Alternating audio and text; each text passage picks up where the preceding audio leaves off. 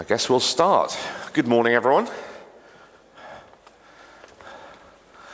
You can probably tell from the accent that I'm from the UK.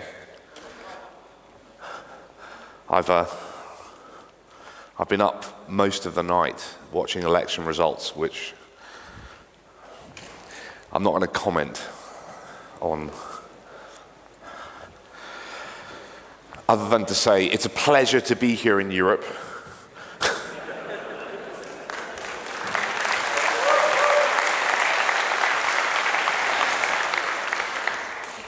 This is probably the fourth time I've been to this city. I've enjoyed it every single time. So thank you all very much for coming along today and to see me this morning.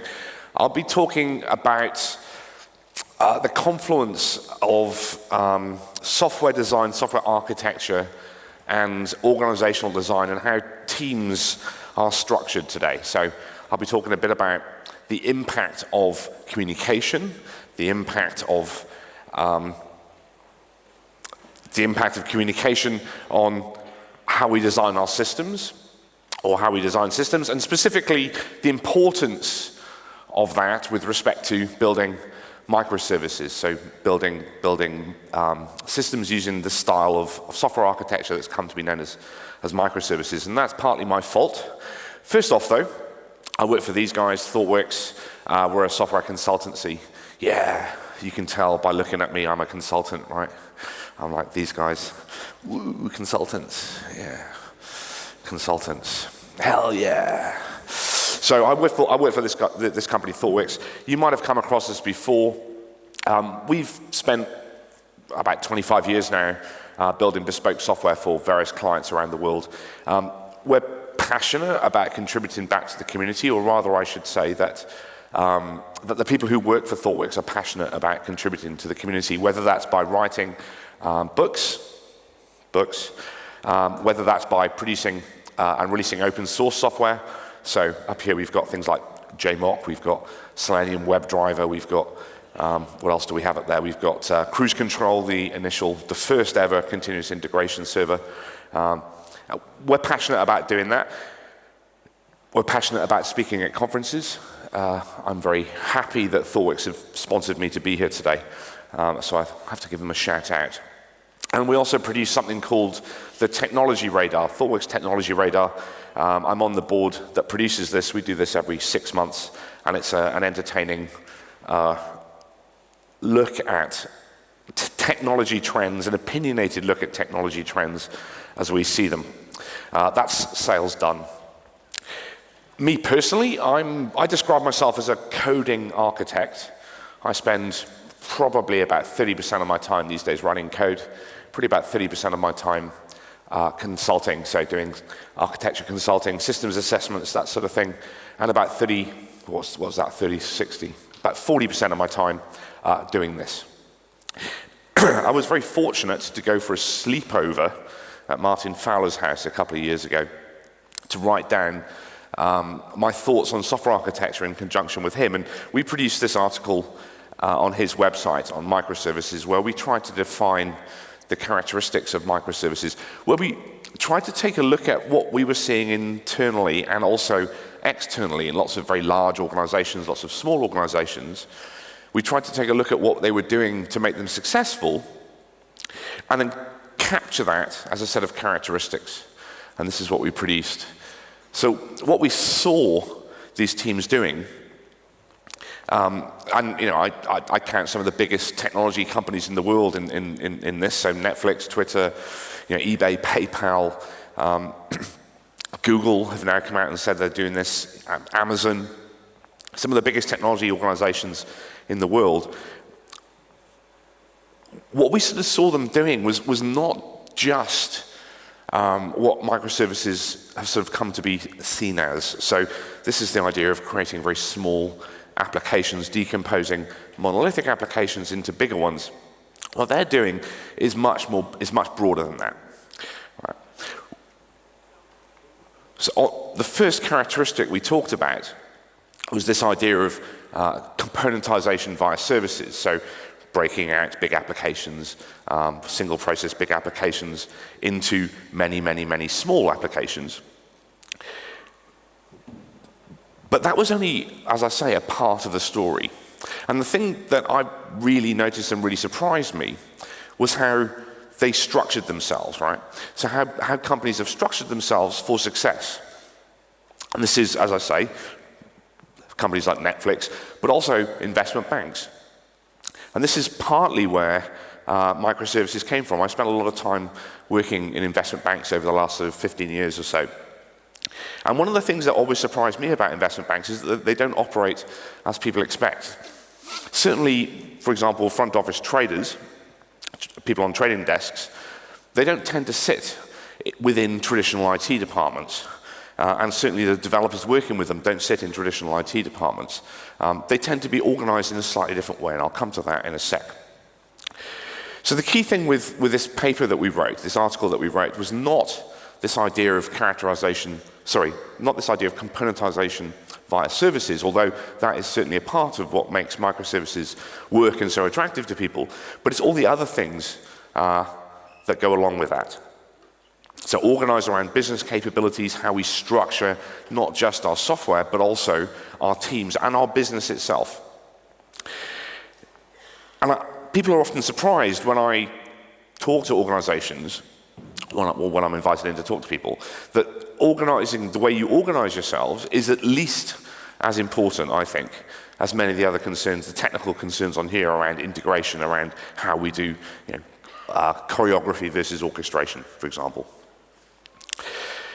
Melvin Conway, back in 1968, I'm probably not the first person in this conference to use Melvin Conway's name. It's almost as popular these days as Docker, right? Melvin Conway, Conway's Law, Docker, Conway. Melvin Conway, back in 68, he said this, right? To paraphrase, organizations which design systems are constrained to produce designs which are copies of the communication structures of those organizations. And his background was in information theory. His background is in understanding the flow of information between individuals and between software systems. He did this research, submitted it, I think it was to Harvard Business Review. And it was rejected roundly. No, this doesn't make sense. The idea that the way your software looks is related to the way your business looks, or rather to the way the teams that build the software looks, it seems crazy. Obviously, we can spend, we're going to spend time designing our software, and our software will look like our designs. But what Melvin Conway found from his own research was that that wasn't the case. And as I say, he's sort of, very involved in sort of information theory. And this is all about communication. It's all about bandwidth. It's all about how fine or coarse-grained communication is between individuals and between teams. And we'll come to some of the consequences of that later on in this talk. But this is back in 1968. He's not in the room, is he, Melvin Conway? This is a big conference, he might be. I can't see with the house lights down. If you're in the room, Melvin? No, I can't see any hands, no one's shouting. Oh no, there's a hand up. Is that you? Yes, it's just, apparently he's up there. He's not, because I think he looks like this. I have to check. Because I think Melvin Conway is basically, right, so bearing in mind, 1968, he said that the software that we write will look like the teams that are writing it. The design of the software will mirror the teams that write the software. 1968. I think he's like this guy. I think he's like one of the Muppets. And this is specifically one of the Muppets who sits on the balcony, like you good folk over there, laughing at what's going on stage. Ha ha ha! You fools! I told you in 1968, right, that your software would look like the teams that build it. And you've not listened. Like a Muppet, laughing at us. And the reason I think he's been laughing at us is because over the years, research has proved him right. So this is a quote from the paper with a very snappily title, which is snappily titled, "Exploring the Duality Between Product and Organizational Architectures, a Test of the Mirroring Hypothesis," which is Conway's Law. In this paper, which is it was a collaboration between MIT and Harvard Business Review, where they found that Conway's law was a thing, it does act, right? They say what they found was tightly coupled organizations, you get tightly coupled software. But in more loosely coupled organizations, you get more loosely coupled software. This is further research that goes a long way to prove that Conway's law is actually a thing. I'm going to make that more explicit. Tightly coupled organizations, design becomes more tightly coupled. But in loosely coupled organizations, we get more modular architecture. These are the words I'm using from that paper. These like more modular architecture, this sounds like a property of software that we would like. And this is actually where the componentization via services from microservices comes in, right? Martin and I described the fact that with microservices, we aim for modularization via distinct processes rather than modularization via libraries within a single application. We want modular, we want loosely coupled, we don't want tightly coupled. So maybe Conway's law is interesting. And that brings me on to the things I want to talk about today. Organized around business capabilities, one of the characteristics, and products, not projects. Organizational structure, team structure, how we structure our business itself. My colleague Ian Cartwright's got a lovely phrase. He talks about business and architecture isomorphism, that we are coming to the end of the era where we structure our companies, if we want to be successful, using sort of traditional practices. And we're going to move towards a new way of structuring organizations. The end of the IT department. I'll come to that. Because what we're aiming for when we build software, I think, are these sorts of things. And this is what drove Martin and I to write down the description of microservices. We're aiming to build software that should be cheap to replace, quick to scale, and resilient in the face of imperfect network infrastructure. Right, this is what we're after. And to quote Adrian Cockcroft, back to Netflix, software that should allow us to go as fast as possible. Now, I like the idea, Chad Fowler describes microservices as software that we should be able to leave as a legacy, a positive legacy for people who come after us. I like this idea. It's not stealing if you reference, right? This is the point. You can actually, if you reference people, it's not stealing their ideas. So I'm attributing this to Chad. And what Chad says is, it's interesting that we're the only industry that talks of, or we're the only group of people who talk about the idea of legacy as a bad thing. Right? Who wants to work on legacy software? Well, I don't really want to work on legacy software. He says that maybe we should reclaim this, right? So that legacy has a positive connotation. Much like, Mozart's legacy is pretty positive. The Beatles, I'm a big Beatles fan, his legacy is pretty positive. And this is how we want to be able to build software. Software that we can leave as a positive legacy, that's cheap to replace, quick to scale, and resilient in the face of imperfect networks. Because we want to be able to go as fast as possible. What is the point of what we do? I mean, I've been in software for a long time, been writing code for a long time, 20 plus years now. I guess that qualifies me as a grey beard. And for a long time, I thought the point of writing software was the software, right? And unless you're in academia, unless you're in pure research, it's generally not the case. The point of writing the software that we write, in general, is to achieve some goal. It's to make money, it's to increase profit, it's to save lives, it's to put people in space. But unit testing in and of itself, whilst a great thing in order to achieve those goals, it's not the aim of what we do. And if our goal is to write software that achieves a goal, making money, saving lives, putting people on the moon, etc., we want to be able to do that as fast as possible. This is Adrian's point from about Netflix, which is that microservices, the style they adopted, fine-grained SOA, allowed them to go as fast as possible. I'll highlight the word should. Should. Okay, a typical company. I'm going to describe some of the things I've seen, telling some stories now. Most big organizations look a bit like this, right? They're split into role-based silos. You have testing, you have architecture, you have the project management office, you have marketing, sales, etc. And over time, as a geek, I've been through the phase where I did some visualization work, right? So I've built JavaScript visualization frameworks to work out how modular my software is, what dependencies my software have. And one of the classic ways of visualizing dependencies in software is using something called a chord diagram, which is what this is.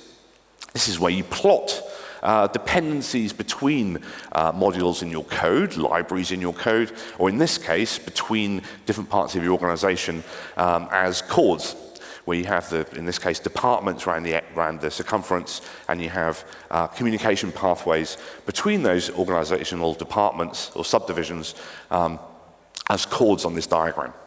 And you can imagine this as, where does work start? Well, maybe work starts with marketing or sales coming up with an idea. They go to the project management office and say, we need to build something. Project management office goes to the architects and say, right, you need to design this up in your ivory tower. The architects design something, hand it to developers. The developers say that's never going to work because laws of physics or something, hand it back to the architects. And what you get is flow of work around this system, which you can visualize using this kind of diagram, a chord diagram. This is another way of looking at this. This is from a real organization I was in. All these different lines mean essentially handoffs between different departments. The way work is flowing around an organization. We've got roles and we've got time going this way. Coding is this little bit up here, essentially. All the rest of it is stuff that needs to happen.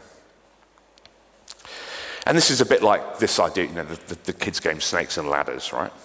Work is flowing around, it's sort of moving between departments, it's moving back from one department to another, backwards in time, etc. So this is a chord diagram. The interesting thing about this visualization is each of these lines in this visualization represents essentially a queue in our system.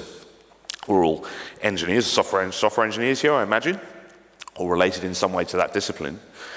And we know in software what happens when you put queues into our systems, right? In some cases, it helps us with things like resilience. It helps us with turning synchronous communication into asynchronous communication. They give us some nice properties. But what they tend to do with queues, and I'm including TCP buffers and so on in this, and our network interfaces, what they tend to do is introduce delay. Right? Anytime you move to sort of asynchronous queue-based communication, you will introduce some aspect of delay.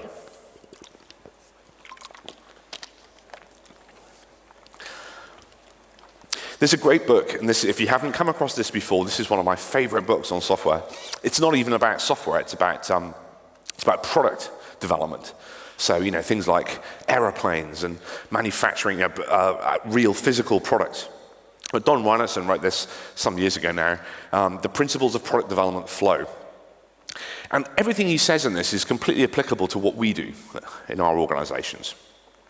And in this book, he points out some of the side effects of queues. He points out that, in general, queues create these effects. So you get longer cycle time, you get increased risk, more variability, more overhead in the work you're producing, lower quality, and you get less motivated people when you have lots of queued states for work moving around in your organization. Some of these are non-obvious, actually, some of the reasons for this. So for example, I think increasing cycle time of work flowing through an organization, if you have more queues, is pretty obvious, right? If you've got a queue and the queue is quite deep, then work takes longer to move through the queue. You get increased cycle time. The length of time it takes to do stuff gets longer. You get increased transit time, right? So essentially, you get more risk, because more things are liable to change as work stays in the queues. And as we're building products or software, that's risky, right? If you've got work sitting there, waiting to be done, the environment might change. Suddenly strong AI happens, and software gets written for us by robots. You get more variability, more overhead. The more queues you have, the more people you need to manage the queues. And if you look around your organization, you look at all the people who are doing work about the work, right? The status reporting, communicating to others how work is proceeding, managing these queues. You get more overhead, you get lower quality, you get less motivation because people are waiting around for things to happen. Peter Drucker, the American management consultant, has got a lovely quote about this stuff, which he says, "There's nothing so useless as doing very efficiently that which should not be done at all." When you're in an organization where work is flowing from queue to queue to queue to queue to queue, things slow down.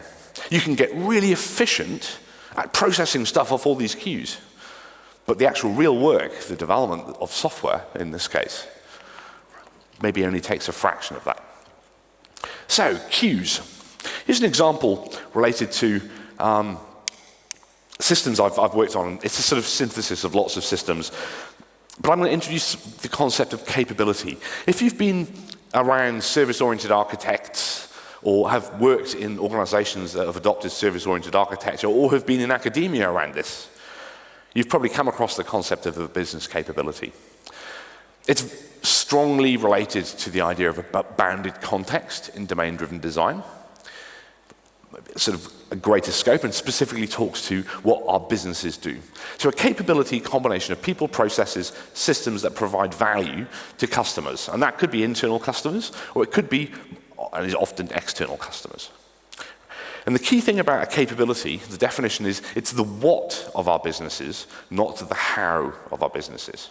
Business processes can and will and should be able to change, but unless we massively pivot, like Amazon from selling stuff online to being a data center provider, unless we massively pivot, what our business does remains fairly stable over time. And that's, when I talk about a business capability, it's the what of a business. So, for an example, I worked at a retailer. Retailer, you've got many different capabilities, but two of them might be selling things and another capability, delivering things. If I'm a retailer, I always need to sell stuff. How that happens might change. It might be through online channels, it might be through bricks and mortar stores, etc. But I always need to sell stuff. I'm a retailer. And I also need to deliver things to people, right? Whether that's into a shop or to people's houses. This is the what of the business, not the how. And often capabilities are built by large teams, and often capabilities built by large teams in big organizations tend to be built using project thinking.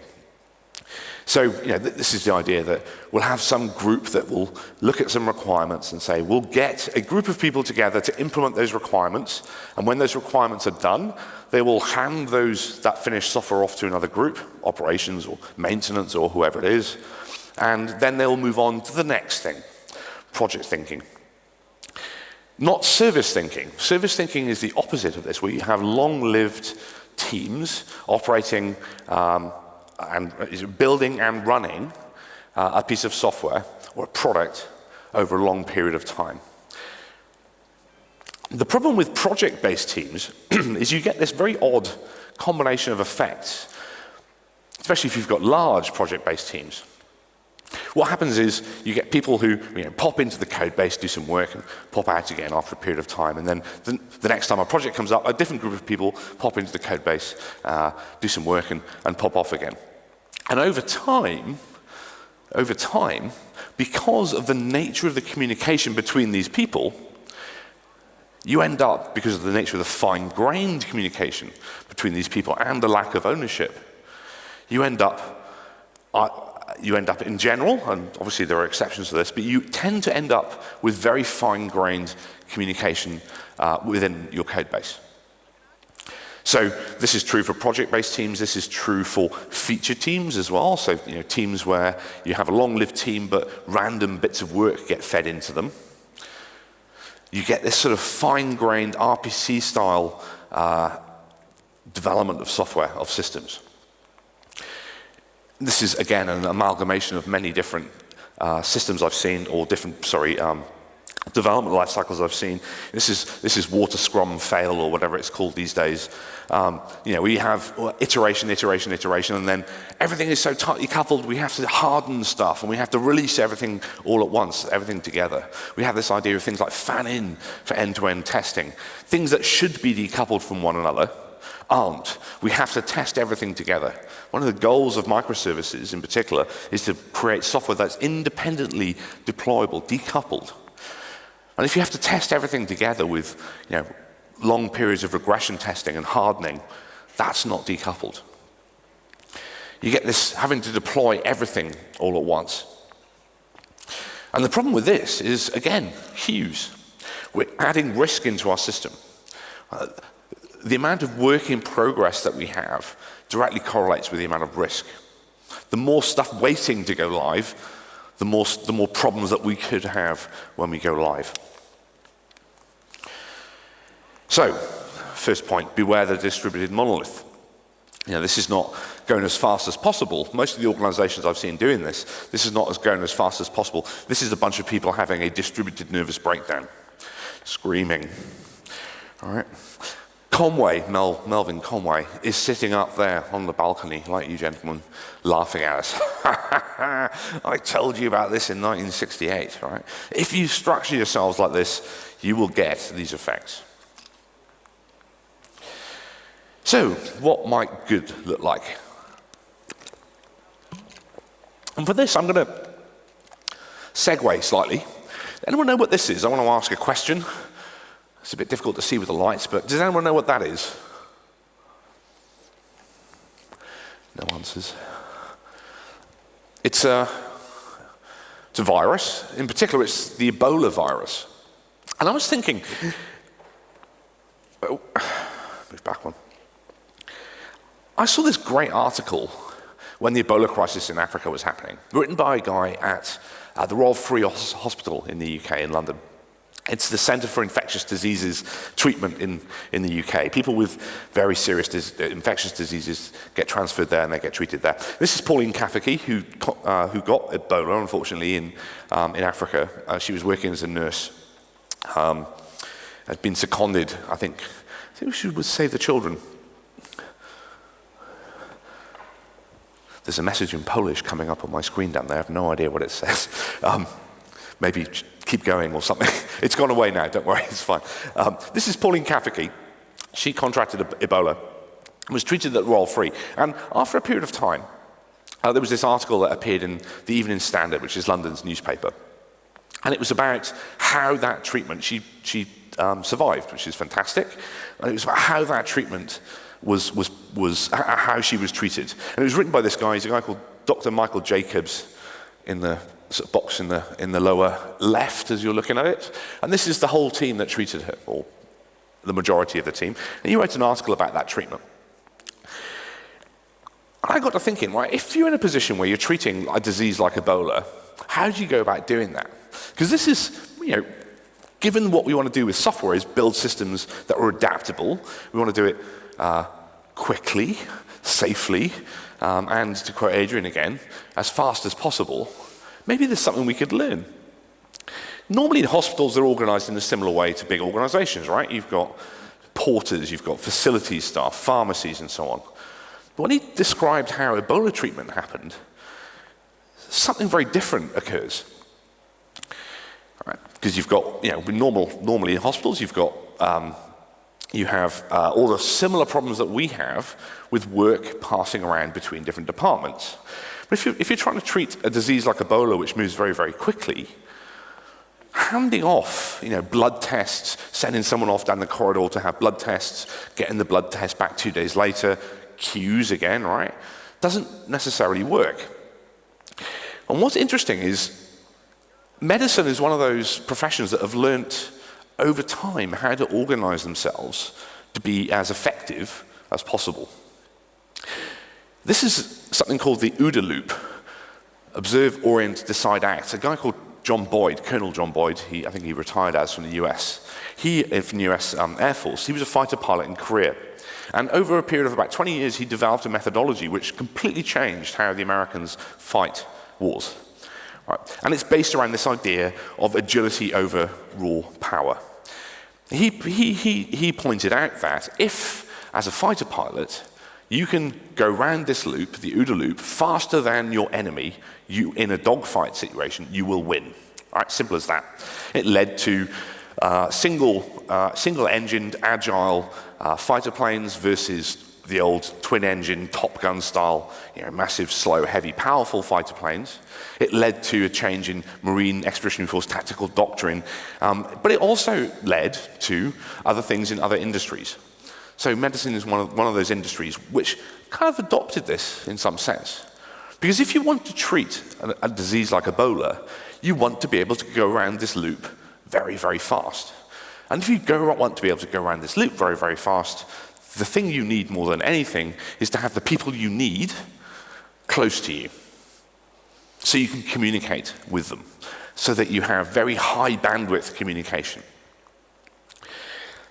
I don't expect you to be able to read that, but this is the list of all the people that treated Pauline Kafiki. 1/3 are clinicians, nurses or doctors of some description. 2/3 of this group are support staff, porters, cleaners, facilities managers, people like that. So what did they do? This is a quote from him. If you imagine all the functions a hospital has to have when you're treating Ebola, essentially, not only doctors and nurses, they all have to be involved. All of them. Not just the people who are treating the disease explicitly, but the people supporting them. Apparently in the US, I think the Army, or the US Armed Forces, it's 10-to-1, the ratio, the thin end of the wedge, the ratio of people at the front line to supporting people supporting them. So it turns out, if you're treating something like Ebola, you don't organize like this, because this isn't good for speed. This isn't good for getting stuff done fast, because you've got all these queues. What you do is you get everyone together in one place. You minimize the handoffs of work between parts of your organization. And, in software, we've kind of been looking at this from a lowercase, a agile perspective for a number of years. We talk about cross-functional teams with a single purpose, focused entirely on customer outcome, right? This is from a study we did at a client in Australia. What we found, if work has to leave a team, if you can't get everything you need to do done within a team, it will take you an order of magnitude on average longer to get stuff done. The moment you have to hand off work to someone else, you massively increase the lead time for the software that you're building. I'll let that sink in a minute. The moment work leaves a team, and this is, maybe you've got XD and you've got development, or maybe you've got your development teams and you've got DBAs separate. The moment you have to hand off, you're pushing out your lead time for software by an order of magnitude. And this is not just true in the case of infectious disease control. This is true for trauma teams. My sister's an A&E nurse, an emergency room nurse in a hospital in London. This is what happens when they're treating trauma patients. You get flown in by helicopter or blue lighted in on an ambulance. They don't wait one person, add queues into the system, push this severely sick person off to different departments so they all do a little bit of work and pass them back. They get everyone they need in one place and treat the person there. In fact, before the ambulance even arrives, there's 15, 20 people even, all the specialities you need on site. It's also true for Formula One teams. It's not just the drivers out on a racetrack, right? You've got all the support staff around them, all there, all the time. Cross-disciplinary, cross-functional teams focused on a single outcome, minimizing queues. And it's true in the military. It's true for reinforced battle groups. If you look at Marine Expeditionary Force tactical doctrine, it's true for them. It's true in the Navy. If you need to organize yourselves for rapid response, the speed of getting stuff done, you get everyone in one place and let them get on with it. And you introduce as few queues as you possibly can. So here's an existence proof from a company I worked at. we spent some time, May 2011 now, it's an insurance company in the UK. And they were organized back to the core diagram like this, with testing and architecture and development and so on. And they also had a big monolithic application and a big monolithic database. And they would start a project for, say, home insurance, and a team would form and pop into the home insurance part of the code base and write some code, and then the team would dissolve. And they moved towards this idea of cross-functional teams organized around business capabilities, lines of business, in their case. The what of the business. As I say, they're an insurance company, so they had the various types of insurance that they were trying to sell. They had home insurance, they had car insurance, motor insurance, and pet insurance.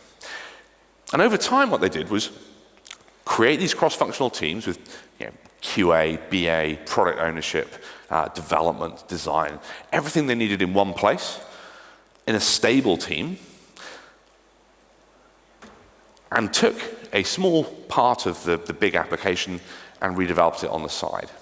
So these lines of business became distinct entities with long-lived stable teams around them. So home insurance, motor insurance, life insurance, etc. Pet insurance is a thing, I didn't know that. So this idea of separate lines of business with long-lived stable teams and cross-cutting capabilities, you often need some form of cross-cutting capability. So you have these cross-functional teams delivering, long-lived cross-functional teams delivering lines of business. And what that means is you've got coarse-grained communication between teams and very fine-grained communication within your team. So within your team, you're chatting with Dave over here, or Kate, or Laura, or whoever, right? Because they're sitting with you, and you get fine-grained communication. But for different teams in different parts of your organization, different lines of business, you get coarser-grained communication. And if we go back to Conway's law at the start, what Conway's law says is your software will end up looking like the lines of communication within your organization. So what we have here is a system which is mutually reinforcing. Conway's law is acting in their favor. They've got microservices that are distinct, decoupled from one another, independently deployable, being built and run, in this case, by distinct teams organized around lines of business. Conway's law is acting to reinforce these boundaries. Oh, I think I worked out what the message was telling me. The message was saying it's going to turn off in a moment, I think, because it's now turned off. There you go. I can read Polish. Who'd have thought? So what does that look like? Well, on our chord diagram, we have this idea of these cross-functional teams organized around lines of business. No, don't worry, it's fine. I've got a thing here. No, it's honestly it's fine. And Conway's law is acting in our favor. So we get a tick, right? Yay, Conway's law. And from the perspective of the queues in our system, where work is being handed off between different departments, increasing delay, reducing feedback, increasing risk, we've got fewer of them, which means work is going to flow faster. We can get stuff done more quickly, with the added property that Conway's law is acting to decouple parts of our systems from other parts of our systems. Seems pretty cool. You're finally getting the idea. Except we do still have some of these queues in here, which is fine, because then we can play the Jez Humble continuous delivery. Yay, DevOps, Docker card. We can go further than this, because we can move into this idea of using build it, run it, which is popularized by Amazon. I'm not suggesting this is an easy thing to do. I'm not suggesting the idea that having teams that not only build software, but also maintain it and run it in production without having a separate operations team is easy. It certainly isn't. In fact, you end up needing to do things like rewrite people's contracts. Suddenly, I can't go away for the weekend because I'm on support. I just signed up to be a software developer. I didn't sign up to do support. This is a difficult thing to do, but again, it acts to reinforce these team boundaries, reduce the number of queues that we have in our system. So we have this idea of, build it, run it, cross-functional teams organized around a single business capability, long-lived, acting in accordance with Conway's law. Again, fewer queues. Very nice. Hooray. And then, of course, each of these things can be tested, deployed, scaled independently. And this is really where we were getting to when Martin and I wrote this paper. This is what we were seeing companies who were really successful using this style of architecture. This is what we were seeing them do. Back to investment banking, if you've got traders and a couple of software developers working with them, sitting in one place, business and IT, no difference between them. This is another example of this. So back to this idea of the core diagram, we're getting there. We've reduced a lot of the queues. We've reduced a lot of the wait time that work has to spend in these queues. We're getting to the point where we can deliver software, quote, as fast as possible. Can we go further? So I think we can. This is back to Michael Jacobs, the consultant in infectious diseases. He didn't say just the doctors, he said all the functions a hospital has to have. So it doesn't just mean those functions in software in our case. It means all the functions our business has to have, or our business has.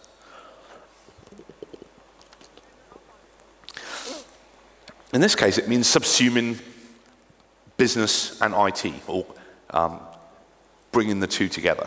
So the end of IT departments. And this is what we're seeing very successful companies doing, big successful companies doing. So we're not going to have a distinct sales team separate from marketing, separate from finance. What we're going to do is we're going to have our home insurance team. And the people who go around selling that, so the people who market that stuff, they're going to sit within those teams. So you have developers, you have testers, you have product management, you have sales, you have marketing, all in one place. There's a insurance company, real estate company in Australia who've organized it exactly this way. So they have a commercial property line of business and they have a residential property line of business. And the residential property line of business is on one floor. The MD sits in the middle. They've got a couple of sales and marketing and so on around them. They've got the software development teams contributing to that. Also in the one floor, all sitting close to one another. 6 minutes left. So this idea of concentric organizational structures starts to emerge. This idea of lines of business, the capabilities within which you have smaller teams, value streams, within which you have teams, which sounds very much like the Spotify model, right, if you've come across this. Where does this intersect with software architecture then? Well, each of these teams owns one or more microservices or services. And those services are owned by those teams, built and run by those teams. And they're distinct and decoupled from services that other teams are building. And that leads to an interesting set of properties, which I'll come to very shortly. And you organize, what are the size of these teams? Well, XP size, 10 to 20 for team size, organized in units up to about 200. This is Dunbar's number, so this is the number of social connections you can hold in your head at any one particular point, up to about 160 to 200. And you organize around multiples of this. So concentric circles, if you like, of organizational structure, built around cross-functional teams with everything you need to have within those teams to get stuff done. Should you co-locate? Well, there's some very interesting research from a long time ago, 1977. I'm quite fascinated by digging up all this old research. Everything's already been done. Thomas Allen wrote in 77 about how information flows around research and development organizations. This is pre-web. This is about sort of engineering, research and development, and so on. And in that, he finds that communication frequency, so the amount that we talk to one another about work on a weekly basis, varies inversely with the square of how far away we sit from each other, including up a flight of stairs. So if someone's up a flight of stairs from you, it's vanishingly unlikely that you will have a serendipitous conversation with them about something work-related. Whereas if people sit close to you, it's much, much more likely that you'll have conversations about this. I was chatting with a guy called Fred George, and he pointed out that this is actually how ThoughtWorks was organized when we started, because he's an ex-colleague of mine, but he was also one of Thomas Allen's students. But this is an interesting finding, and yes, we can compensate these days somewhat by using Slack and HipChat and these sorts of tools, video conferencing. But But if we sit people closer together, we get more fine-grained communication happening more regularly. Again, Conway's law. This is information theory. We want high-frequency communication to be happening with the people working on the same software as us, not across system boundaries. Because if we do it across system boundaries, we'll end up with very chatty communication across those boundaries, which is not good. So what we should aim to do is co-locate as much as possible. And then as you chunk up from the small to the large, the different layers of abstraction, we can use Conway's law, we can use Thomas Allen's research about distance and communication, and we can use Dunbar's number to organize ourselves in these concentric circles of organizational structure. Which brings me on to my final thing, which is the chunking up from microservices to teams to value streams. I haven't quite worked out what to call this. I think I need a better name, but I'll explain. If you organize in this sort of way, the Spotify model, the Netflix model, using this sort of concentric circles or concentric organizational structures, if you like an onion, you can use this to short-circuit some decisions you make. So as an example, if I'm building some software, an externalizable API, Google Maps API, and I'm offering that to the outside world, I probably don't want to use things like contract testing. If I'm a Google Maps API developer, I'm not going to ask everyone who uses Google Maps to give me a contract in executable form so I can run it as part of my build. That would be absurd. But between value streams, between different parts of our organization, we might want to use those techniques. We might want to use contract testing, semantic versioning, tolerant reader, for example. Between teams, we might want to use them. And within our teams, we might say, do you know what? I'm not going to bother with contract testing because I'm sitting next to this. I'm sitting next to Bob or next to Kate. I can just ask them to change their software because I'm making a change. This is what Adrian Cockcroft again calls conversational change. So this is the idea that given these organizational structures, with Conway's law acting in our favor to decouple these teams from one another and therefore decouple the software they're building from one another, we can use those structures to short-circuit investment decisions about what type of testing we do, how we evolve our software, what type of change we make, maybe even the integration patterns that we adopt. Probably not, because RPC sucks, but RPC is going to be better within our team than it is across team boundaries, as an example. So my thoughts to finish. Conway's law applies. Conway is still sitting on the balcony laughing at us, I think. But I hope I've given you a flavor of why Martin and I thought that it wasn't just, microservices wasn't just this idea of componentization via services. It was also about how our teams are structured, how our organizations are structured, as well as all the other things. I actually think this is probably one of the most important pieces. This is my friend and colleague Evan Botcher's quote, the inverse Conway maneuver. Design the organization you want, and the architecture will follow, potentially kicking and screaming. You need courageous leadership to do this. It's difficult in more established companies, but if you're a startup, think about this as you scale. If you're a big organization, think about the delay introduced by queues between different departments, invisible queues. I think Conway's law sends us a bunch of signals, right? It sends us signals about ordering work. If you're seeing these things, maybe think about your team structure. I think there's a high cost of work leaving your team because you've got these queues. I'm going to leave the last word here. So, hello James, I've recently come upon your presentations go faster than your competitors, how I've finally stopped worrying and learned to love Conway's law. No, I'm not sitting on the balcony laughing. I'm sitting at my computer learning from you. And your depiction of me as a Muppets figure helps to keep me humble. Keep up the good work. My best, Marvin Conway. He agrees. Maybe you could think about it too. Thanks very much.